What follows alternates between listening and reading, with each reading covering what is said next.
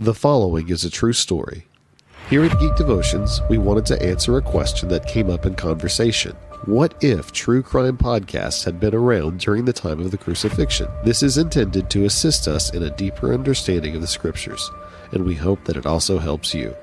Now on to the episode. Friday night, a convicted criminal of the Roman Empire was put to death. Sunday morning, his body has gone missing. This is a look into what is happening here for those who have ears to hear.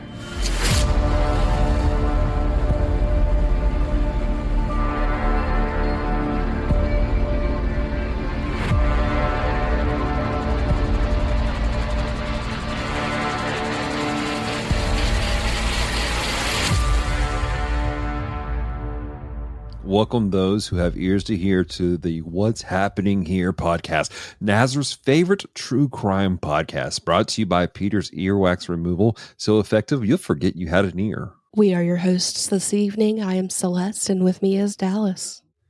Tonight, ladies and gentlemen, we have an intriguing mystery taking place. A convicted criminal's body goes missing. Some say his body was stolen by his followers. Some claim he simply got up and walked away. What is actually happening here? Before we can answer that, let's roll this back and discover some of the facts behind this mystery. What was he actually convicted of? Well, that's a great question. Now, according to the official sentencing report, the prosecution brings before the court, and I'm sorry, let me make sure people understand. I'm reading the actual sentencing report that was given to us by the clerk, and it says this: the prosecution brings before the court the male, Jesus the Christ, or AKA the Christ, to find judgment on crimes committed in Rome. Jesus has committed the following crimes: blasphemy, gathering crowds in religious areas, disturbing the peace in a holy place, property damage, performing miracles on the Sabbath, public embarrassment of the religious leaders, and fraternizing with the unclean. Jesus also obstructed guards while performing their duties on multiple occasions. The prosecution is prepared to bring forward the testimonies of those who fell victim to these crimes and who witnessed the crimes. The above listed crimes punishable by death occurred within the boundaries of Rome and against her law-abiding citizens. Now the question becomes, Celeste, should we take this further back? Like, who was this man that has done all these things? This man has always had rumors surrounding him, starting with the fact that his mother claims that she was a virgin when she gave birth. At a young age, he showed an aptitude for scholastics, talking with the leaders of the temple far beyond his age coherency. 3 years ago, when he decided to begin a teaching ministry, many have claimed that they've witnessed miracles, and even one family claims that he raised their brother from the dead. What? That's insane. I don't understand. That's crazy. All right. So, the trouble for his ministry, though, it began to start even at the beginning of this teaching ministry he had. In his hometown, there were reports that he sat down to read this passage from the book of Isaiah, and his reading caused a commotion in the temple. Now, why would a reading from the book of Isaiah cause a commotion in the temple? The problem is the passage he read, and I happened to pull up the thing, and it says this. It says, the Spirit of the Lord is upon me, for he has anointed me to bring good news to the poor, and he has sent me to proclaim that captives will be released, and that the blind will see, that the oppressed will be set free, and that the time of the Lord's favor has come. And the problem here, Celeste, is that the reading of this, the way that he did this, because when he finished, he sat down and he said something along the lines of, like, today this has been fulfilled. Now, this passage, though, for those Jews, for these leadership guys, this is a passage about the promised Messiah, their leader that they've been waiting for all this time.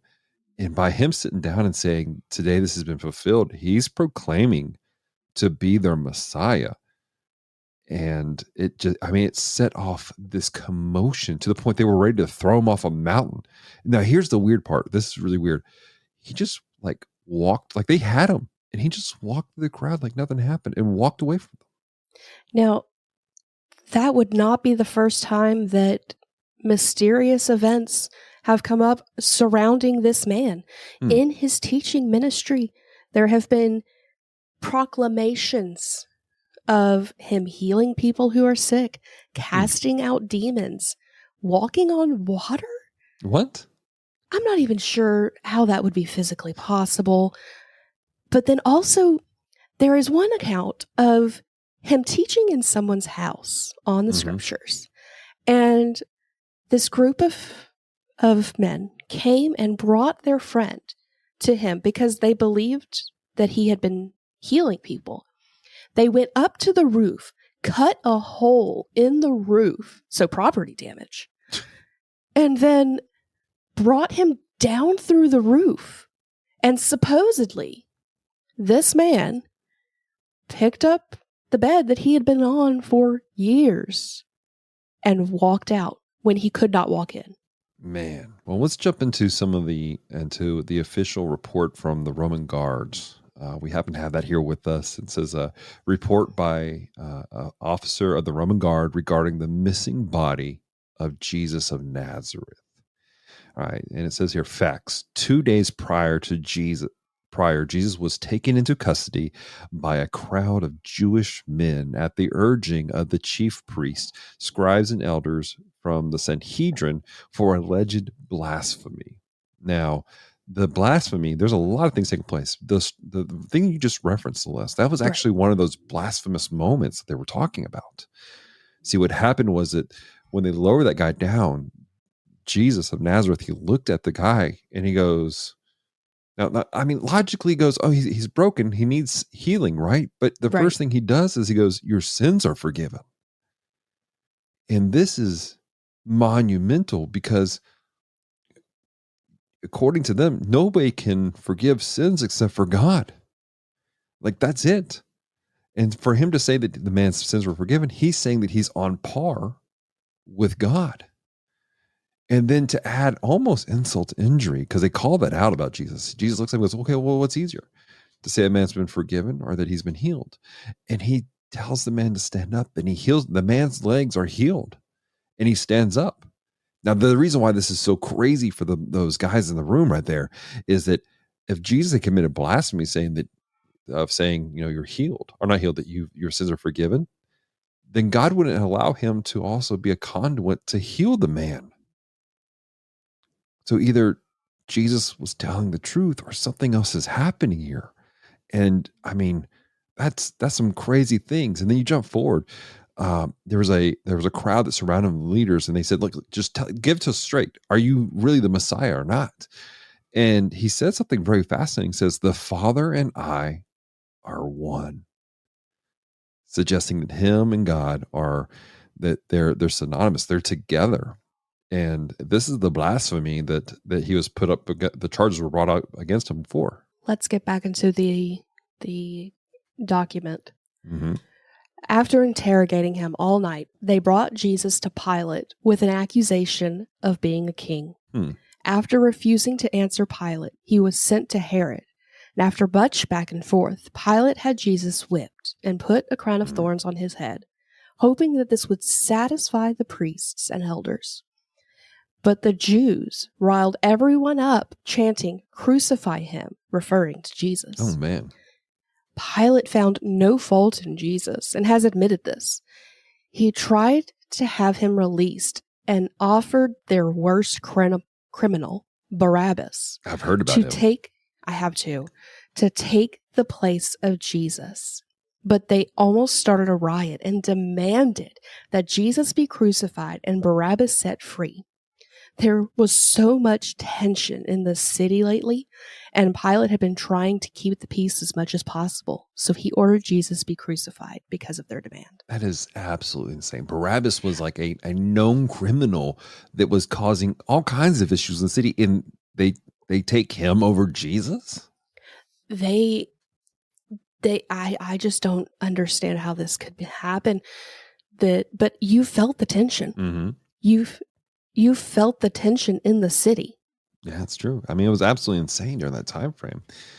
Well, let's continue on. Pilate had soldiers take Jesus to Golgotha, where he was crucified along with two other men. Now, Jesus died before the other two, and once they were removed from the crosses, Joseph of Arimathea came to Pilate, asking if he could take the body. Pilate granted permission, and Joseph and Nicodemus, who is, by the way, another well-known scholar in the area, he's another, and apparently, I guess he was a secret follower of Jesus, because it says that him and Joseph, they prepared the body and laid it in Joseph's personal tomb.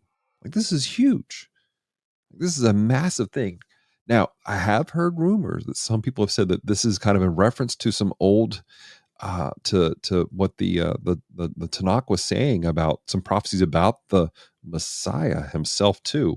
Now, the report continues to say that the chief priest came to Pilate and insisted that he give them guards to watch the tomb for the next 72 hours, claiming Jesus' disciples might try to steal the body and claim he resurrected, since Jesus made the claim while he was alive. And it says, I set my best and most reliable guards on his duty. So, I mean, this makes sense. I mean, if they really thought that they were going to come, you would put your most reliable guards on duty to guard this tomb. And from my understanding, like, this was like, they put like a special stamp on it, a seal that, I mean, told everybody, this is Roman control. You can't touch this. Nobody can mess with this under penalty of death. This is a major thing taking place here. So crazy. Well, let's get into a witness statement. This is the witness statement that we have on hand. The first day and yesterday evening, everything was quiet. Nothing remarkable happened. But today, the chief priest came to me and claimed that the disciples have indeed stolen the body from the tomb. Now, hold on one second right there, because that's an interesting thing that this happened, because there are reports going out that the chief priests, they actually, let's just say that some of these guards suddenly had some extra change to buy things that they needed to. That would not be the first time we've heard allegations of such from the chief priests. They're suggesting the chief priest bribed them, saying that, don't say to tell them people that it was the disciples. But that doesn't make sense. Like, these are trained guards, and from my understanding, most of Jesus' disciples, like especially the main 12, they're like fishermen and just like normal people. I think one of them was a tax collector. He wasn't good for anything. And then another one was dead. Another one of his disciples had killed himself already. That's right. We had heard that report about the man. So we're down to 11 disciples, and you tell me these 11 guys, these fishermen, took on a company of highly trained Roman guards. I can't believe that. Well, it gets better, because the rest of the report from this, I'm assuming this is a guard. It says, the guards reported that there was another earthquake, and they saw what appeared to be lightning, and someone rolled the stone away and sat on it. And they ran to tell the chief priests. Now, who has the strength to roll away a tomb and then just the stone and just hop up there and sit on it like it's a chair? Right? Like, it makes no sense for that to take place. And I mean, that's mind-boggling. You have to be, again, these are not small stones. These are huge, massive, like it's almost a boulder. Huge. To push that aside? Man, this is crazy. Here's some eyewitness accounts. So this is a really interesting thing. The women are saying the stone was already rolled away when they came to the tomb this morning, and Jesus was alive, giving instructions to tell his disciples. Now, this again, we're getting to kind of the claims of things.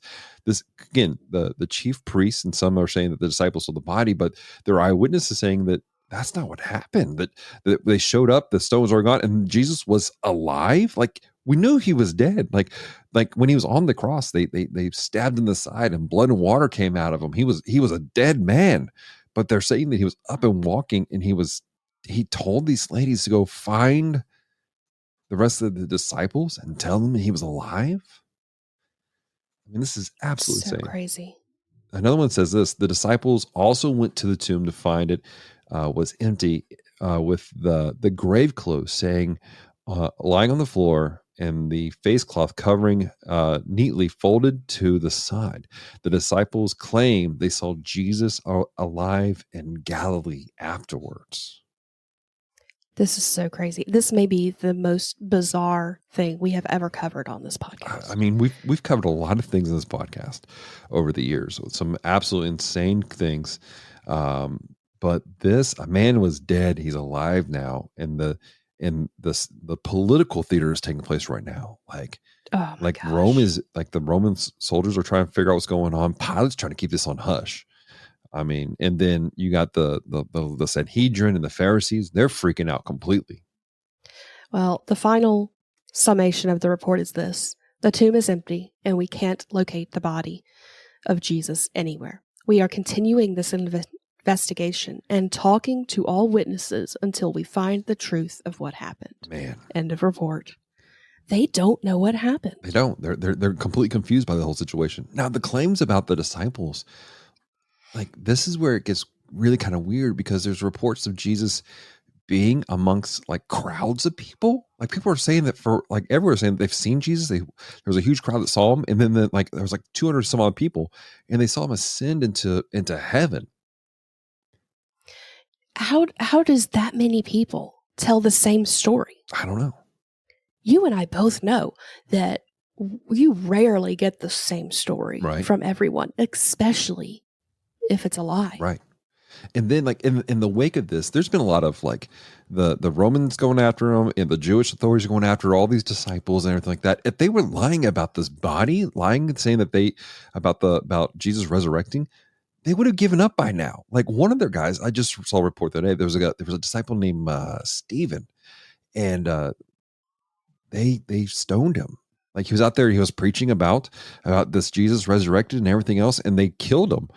And yet people are still, like, the leaders of this whole movement, they're still going, we're not stopping. They're still sharing the story about this Jesus.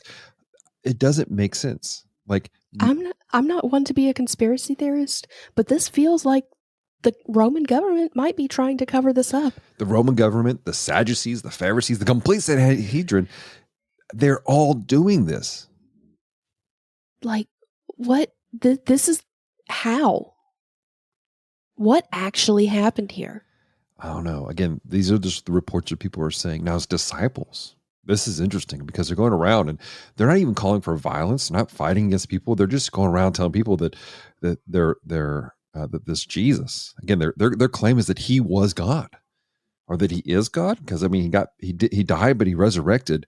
But the whole reasoning that this happened, like, they're saying that he knew that this was going to happen. They're like, there are reports of him teaching about the fact that he was going to die, and that he was going to be resurrected again, because he's to fulfill the mission of the Messiah. Now, you and I both know, though, like, the Jewish people, like, their idea of the Messiah was supposed to be like this conquering warlord that was going to, like, overthrow the government or anything like that. But what the disciples are saying, no, that was deeper than that. That it was a matter of that it was to overcome this sinful state that we all know the world is in, that is counter to Yahweh, and make a way for people to have a relationship with God beyond the sacrifices of bulls and goats anymore. The world is changing, and I don't know if it's going to be for the better or for the worse, but it's definitely changing. Now, as disciples are continuing to spread around, I heard that some of them, because of the tension in Jerusalem, they've spread out, and now they're talking to Gentiles. They're not even talking to Jewish people. Like, they're spreading this message across, and I'm hearing stories of communities popping up everywhere of these. What was it that they had, that they called them? The Christ. What did they call them? The little Christ. Yeah, Christians. That's what they were calling them. Oh, yeah. Yeah. These communities of Christians were popping up everywhere. And they're like, in some of the pockets, they're like, the communities are sharing amongst it. They're helping each other out, and like taking care of small issues within their community. And, like, for all accounts, this looks like a nice, healthy community of individuals. But again, it boils down to, what happened to the body? Did he resurrect, or was it stolen? And if it was stolen, how are these disciples how are they willing to keep going, even though they are being persecuted so badly? Well, ladies and gentlemen, thank you so much again for listening to the What Is Happening Here podcast. Again, Nazareth's favorite true crime podcast. We want to hear from you guys. What are your thoughts on what are you guys seeing within this whole report?